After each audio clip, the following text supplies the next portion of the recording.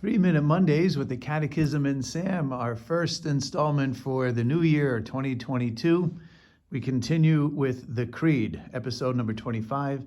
God reveals his name.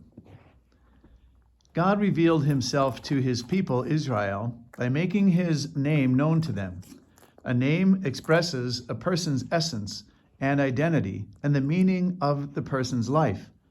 God has a name. He is not an anonymous force. To disclose one's name is to make oneself known to others. In a way, it is to hand oneself over by becoming accessible, capable of being known more intimately and addressed personally. God revealed himself progressively and under different names to his people. But the revelation that proved to be the fundamental one for both the Old and the New Covenants was the revelation of the divine name to Moses in the theophany of the burning bush, on the threshold of the Exodus, and of the covenant on Sinai. The living God. God calls Moses from the midst of a bush that burns without being consumed. I am the God of your father, the God of Abraham, the God of Isaac, and the God of Jacob. God is the God of the fathers, the one who had called and guided the patriarchs in their wanderings. He is the faithful and compassionate God who remembers them and his promises. He comes to free their descendants from slavery. He is the God who, from beyond space and time, can do this and wills to do it, the God who will put his almighty power to work for his plan. I am who I am. Moses said to God, if I come to the people of Israel and say to them, the God of your fathers has sent me to you, and they ask me, what is his name? What shall I say to them? God said to Moses, I am who am.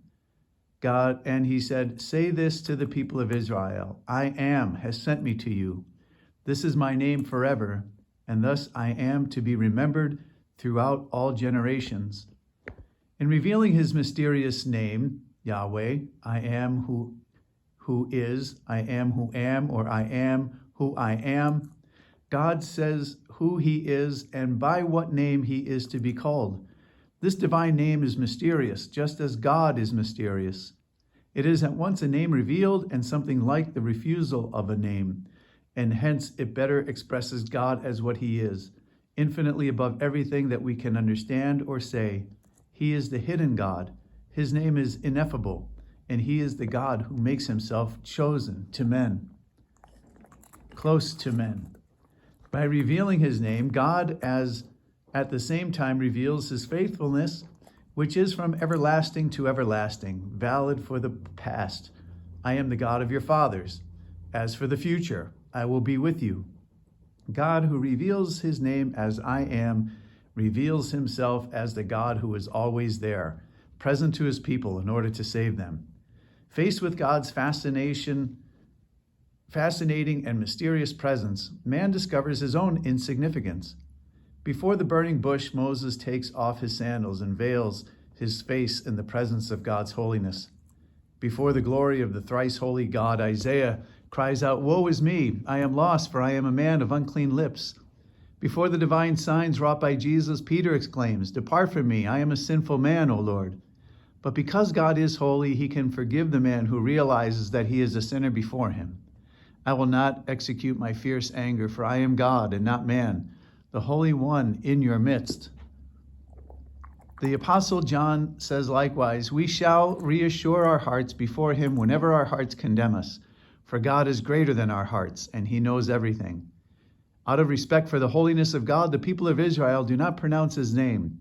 In the reading of sacred scripture, the revealed name Yahweh is replaced by the divine title Lord, in Hebrew Adonai, in Greek Kyrios.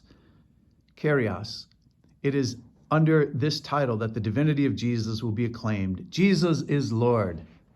Right, Sam?